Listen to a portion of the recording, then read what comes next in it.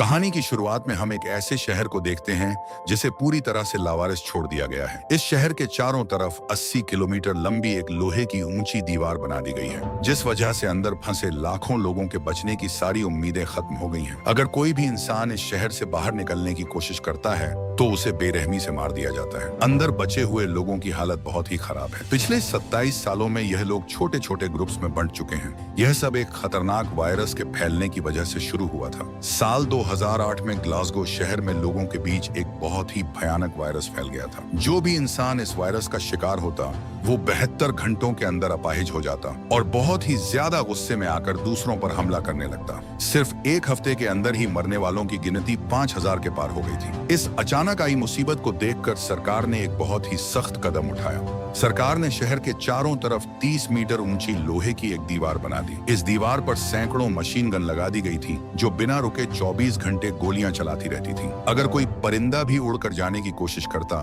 तो उसे भी उसी वक्त मार दिया जाता। इस तरह की सख्त पाबंदी लोगों को बचाने के लिए नहीं थी, बल्कि यह पूरे शहर के लिए एक सजा थी। अंदर फंसे लोगों को भी अब अपनी किस्मत का पता चल चुका था, इसलिए दिन रात लोग उस दीवार के पास भाग कर जाते थे ताकि किसी तरह बाहर निकल सके। वहां पर हम एक जवान मां को देखते हैं जो अपनी घायल बच्ची को गोद में लिए एक हेलीकॉप्टर की तरफ भागती है। यह हेलीकॉप्टर लोगों को वहां से बाहर निकालने के लिए तैयार था। वह मां काफी देर तक एक फौजी के सामने रोने लगती है, जिससे उस फौजी को उस पर तरस आ जाता है। वह फौजी उस छोटी बच्ची को जगह दे देता है ताकि वह वहां से बचकर निकल सके। वहां से जाते समय मां अपनी बच्ची के हाथ में एक खत देती है जिस पर उनके घर का पता लिखा होता है। उस मां को अब भी उम्मीद थी कि एक दिन वो दोनों मां बेटी फिर से जरूर मिलेंगी, लेकिन जैसे ही वह आखिरी हेलीकॉप्टर वहां से जाता है, सभी लोगों को पूरी तरह से उनके हाल पर छोड़ दिया जाता है। अब इन लोगों को न सिर्फ उस भयानक वायरस से खुद को बचाना था, बल्कि वहां मौजूद दूसरे लोगों से भी अपनी जान बचानी थी जो खाने पीने के लिए एक दूसरे को लूट रहे थे। धीरे धीरे वहां से इंसानियत बिल्कुल खत्म हो गई और लोग बस किसी भी तरह जिंदा रहने के लिए एक दूसरे की जान लेने लगे। इसके बाद कहानी में 27 साल का समय बीत जाता है और हम देखते हैं कि वो छोटी बच्ची एली अब स्पेशल फोर्स की एक बहुत ही काबिल मेंबर बन चुकी है। बचपन में ही उसकी दाईं आंख खराब हो गई थी,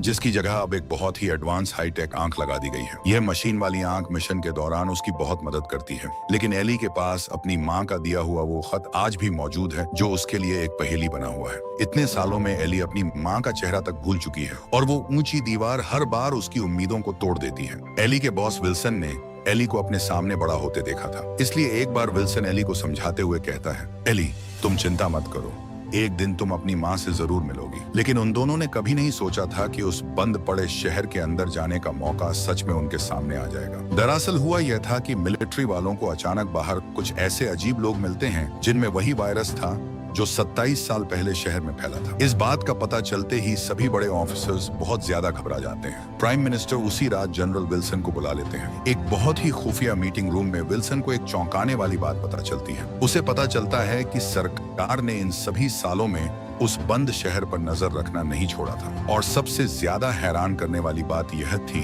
कि उस दीवार के अंदर आज भी हजारों लोग जिंदा थे। इससे यह साफ हो गया था कि उन लोगों ने उस वायरस के माहौल में जीना सीख लिया है और यही चीज अब इस नए वायरस से बचने का रास्ता बन सकती थी। मीटिंग में प्राइम मिनिस्टर जनरल विल्सन को ऑर्डर देते हुए कहते हैं, विल्सन तुम्हें अपने लोगों को उस शहर के अंदर भेजना होगा ताकि इस वायरस को रोकने का कोई तरीका मिल सके। यह सुनते ही बूढ़े जनरल विल्सन के दिमाग में सबसे पहले एक ही नाम आता है और वह नाम उसकी अपनी ऑफिसर एली का था। वहां से निकलने से पहले सभी बड़े ऑफिसर्स एली को खास तौर पर एक बात समझाते हैं। एक ऑफिसर एली से कहता है, दीवार के अंदर एक साइंटिस्ट है जिसका नाम डॉक्टर केन है। उसने वायरस पर काफी रिसर्च की थी।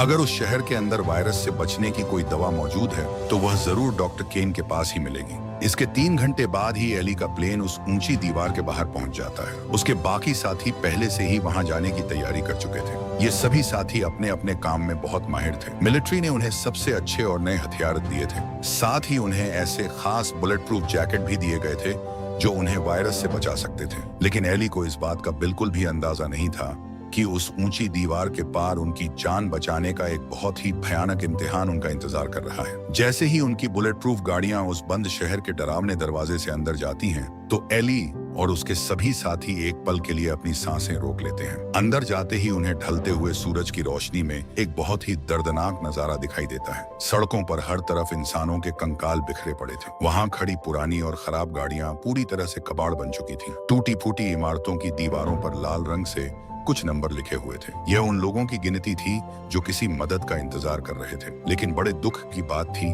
कि उनके लिए कोई मदद नहीं आई और वो मारे गए। अपना काम जल्दी से खत्म करने के लिए एली सबसे पहले डॉक्टर केन की लैब को ढूंढने का फैसला करती है। एली के साथ आए वायरस के जानकार ने भी उसे बताया था कि अगर डॉक्टर केन अभी भी जिंदा हैं, तो वह पक्का किसी एक ही जगह पर टिक कर रह रहे होंगे। इसके बाद उनकी गाड़ियां जल्दी से शहर के बीचों बीच मौजूद एक बड़े अस्पताल के पास पहुंच जाती हैं। एली अपनी टीम को लेकर गाड़ी से बाहर निकलती है और अस्पताल के अंदर तलाशी लेने लगती है। सड़क पर हर तरफ पुराना और खराब सामान बिखरा पड़ा था। वहां चारों तरफ इतनी शांति थी जैसे कई सालों से वहां कोई आया ही न हो। इसी बीच बाहर गाड़ी की रखवाली कर रहे एक फौजी को वहां एक बहुत ही कमजोर सी औरत दिखाई देती है। वह फौजी अपने साथी की बात को अनसुना कर देता है और उस औरत की मदद करने के लिए उसे अपनी गाड़ी में बैठा लेता है। तभी दूसरी तरफ अस्पताल के अंदर एली की टीम पर अचानक वहां के बचे हुए जंगली लोगों ने हमला कर दिया। भले ही उन हमलावरों के पास बहुत ही मामूली और पुराने हथियार थे, लेकिन उन्हें मरने का कोई डर नहीं था।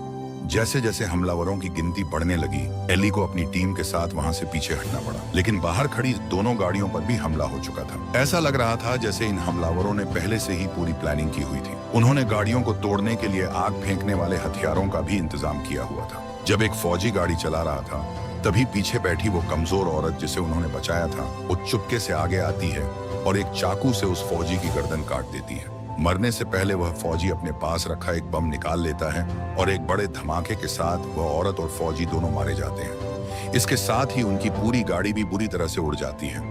इधर अस्पताल के अंदर एली अपनी टीम के साथ लड़ते हुए पीछे हट रही थी। अपने कई साथियों को खोने के बाद वो लोग आखिरकार अस्पताल से बाहर निकलने में कामयाब हो जाते हैं और दूसरी गाड़ी में बैठ जाते हैं। लेकिन जैसे ही उनकी गाड़ी थोड़ा आगे बढ़ती है, तभी ऊपर एक ऊंची जगह से हमलावर तीर चलाता है, जो सीधा गाड़ी चलाने वाले की गर्दन के आर पार हो जाता है। गाड़ी बेकाबू होकर सड़क के किनारे जा टकराती है। सभी लोग जल्दी से गाड़ी से बाहर निकलते हैं और दुश्मनों पर गोलियां चलाने लगते हैं। एली और उसके साथी बहुत ही बहादुरी से लड़ते हैं, लेकिन हमलावरों की तादाद इतनी ज्यादा थी कि वो उनके आगे टिक नहीं पाते।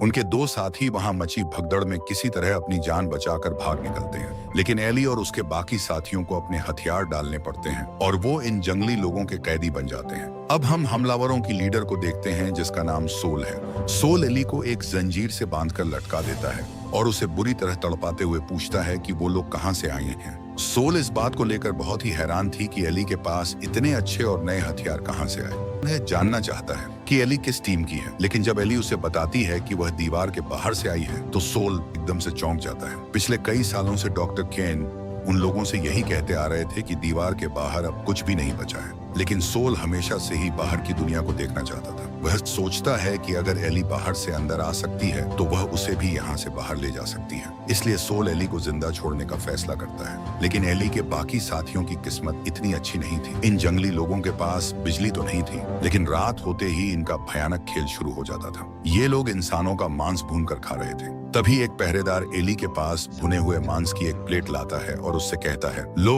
अपने दोस्तों का मांस खाकर देखो। एली मौका देखकर उस पहरेदार पर हमला करती है और पिंजरे का ताला खोल लेती है। बाहर निकलते ही वो पास वाले पिंजरे में बंद एक लड़की को भी आजाद करती है, जिसका नाम एना था। एना डॉक्टर केन की बेटी थी। दोनों वहां से भागने ही वाली होती हैं कि सोल का एक खतरनाक लड़ाकू आदमी वहां आ जाता है। एली उसे मारकर वहां से निकल जाती है। जब सोल पिंजरे के पास पहुंचता है और एली को वहां नहीं वो पाता, तो वह गुस्से से पागल हो जाता है और कसम खाता है कि वो एली को जिंदा नहीं छोड़ेगा। इधर एली और एना भागते हुए एना के एक साथी के पास पहुंचते हैं, जिसने भागने के लिए एक ट्रेन तैयार रखी थी, और सबको अंदर खींचकर वो लोग वहां से भाग निकलते हैं। सोल दूर से उन्हें जाते हुए देखता है। ट्रेन के अंदर एना सबको सच बताते हुए कहती है, मैं तुम लोगों को अपने पिता डॉक्टर केन तक पहुंचा दूंगी, लेकिन मैं खुद उनसे नहीं मिलना चाहती। एना बताती है कि डॉक्टर केन इस शहर के दूसरे इलाके के लीडर हैं और सोल कोई और नहीं बल्कि डॉक्टर केन का ही बेटा है। सोल बाहर की दुनिया देखना चाहता था, लेकिन उसके पिता ने उसे रोक दिया, जिस वजह से बाप बेटे अलग हो गए। एना दरअसल अपने भाई सोल को ही वापस लाने गई थी, लेकिन सोल ने उसे ही बंदी बना लिया था। बात करते करते ट्रेन एक सुनसान जगह पर पहुंच जाती है। एना सबको एक अंडरग्राउंड सुरंग से होते हुए एक जंगल में ले जाती है, लेकिन जंगल में आते ही एना को कुछ गड़बड़ लगती है। एना जोर से चिल्लाकर एली से कहती है, एली, जल्दी से यहाँ से भाग जाओ। लेकिन एली भागने के बजाय वहीं रुक जाती है क्योंकि उसे लगता है कि डॉक्टर केन से मिलने का यह सबसे तेज रास्ता है। तुरंत ही डॉक्टर केन के आदमी उन्हें पकड़ लेते हैं और एक बड़े से महल में ले जाते हैं। महल के अंदर डॉक्टर केन को देखकर एली सीधे उससे पूछती है, क्या ये सारे लोग आपकी बनाई हुई किसी दवा की वजह से इतने सालों तक जिंदा हैं? डॉक्टर केन बहुत ही ठंडे दिमाग से जवाब देता है, यहाँ कोई दवा नहीं है। ये लोग इसलिए जिंदा हैं क्योंकि इनका शरीर कुदरती तौर पर इस वायरस से लड़ने के लिए तैयार हो चुका है। यही कुदरत का नियम है। एली यह सुनकर हैरान रह जाती है। एली गुस्से में कहती है, एक डॉक्टर होने के नाते आपको ऐसी बातें नहीं करनी चाहिए। तब डॉक्टर केन गुस्से में कहता है, जब सरकार ने यह दीवार बनाने का फैसला किया था तभी सब कुछ तय हो गया था। मैं अब यहाँ का राजा हूँ और मैं नहीं चाहता कि बाहर का कोई भी इंसान आकर मेरी ताकत छीने। अपना राज छुपाने के लिए डॉक्टर केन एली को मौत की सजा सुनाता है, लेकिन एली इतनी आसानी से हार मानने वालों में से नहीं थी। डॉक्टर केन के आदमी एली को मारने के लिए एक खतरनाक आदमी को अखाड़े में उतारते हैं। केन मजे से यह आमने सामने की लड़ाई देखना चाहता था, लेकिन एली बहुत ही फुर्तीली थी। वह दुश्मन के हमलों से बचते हुए एक ऊंची जगह पर छलांग लगाती है और वहां रखा एक हथियार उठा लेती है। कुछ ही देर में एली उस खतरनाक आदमी को मार गिराती है। यह देखकर केन आगबूला हो जाता है और अपने आदमियों को एली पर गोली चलाने का ऑर्डर देता है, लेकिन तभी महल में एक बहुत बड़ा धमाका होता है। यह धमाका एली के टीम वालों ने किया था जो वहां से भाग निकले थे। वो लोग पहरेदारों पर हमला करते हैं और एली को वहां से बचा लेते हैं। ये सभी लोग लड़ते हुए महल के दरवाजे तक पहुंचते हैं और वहां से कुछ घोड़ों पर बैठकर भाग जाते हैं। केन गुस्से में अपनी पूरी फौज को उनके पीछे लगा देता है। भागते हुए एली और उसके साथी एक पुरानी छुपी हुई जगह में पहुंचते हैं। वहां अंदर उन्हें एक बिल्कुल नई स्पोर्ट्स कार मिलती है। एली बहुत खुश होती है, लेकिन तभी केन के आदमी वहां आ जाते हैं। एली के साथियों की गोलियां खत्म हो जाती हैं और केन के आदमी तीरों से उनके साथियों को मार देते हैं। अपने साथियों को मरता देख एली बहुत दुखी होती है और तेजी से स्पोर्ट्स कार भगाते हुए वहां से निकल जाती है। सुरक्षित जगह पर पहुंचने के बाद एली अपने बॉस विल्सन को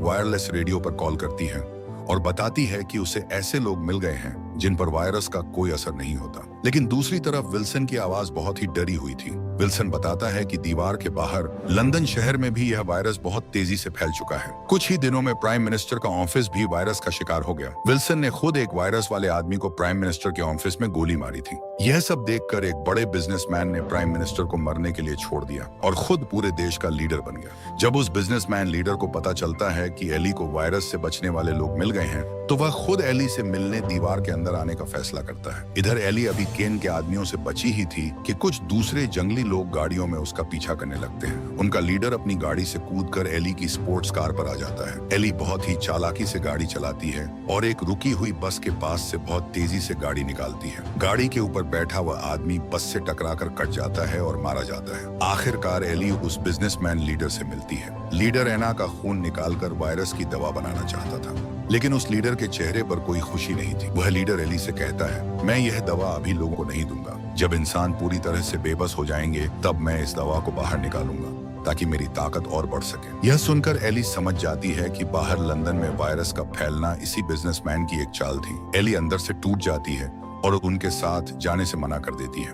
वह अपनी गाड़ी लेकर वापस उसी शहर की तरफ चली जाती है। कुछ दिनों बाद विल्सन उस खत पर लिखे पते को ढूंढते हुए एक घर में पहुंचता है। उसे पता था कि एली वहीं मिलेगी। एली अपनी माँ की फोटो देखकर रो रही थी। एली ने उस बिजनेसमैन की सारी बातें रिकॉर्ड कर ली थी और उसे यकीन था कि एक दिन वह इस चाल को पूरी दुनिया के सामने लाएगी। आखिर में एली हमेशा के लिए उसी बंद शहर में रहने का फैसला करती है। वह बचे हुए लोगों के ग्रुप में जाती है और अपनी ताकत के दम पर उस शहर की नई लीडर बन जाती है। इसी के साथ यह कहानी खत्म हो जाती है। अगर आपको यह वीडियो अच्छी लगी हो तो हमारे चैनल निशांत सिनेमा को सब्सक्राइब करें और वीडियो को लाइक जरूर कीजिएगा।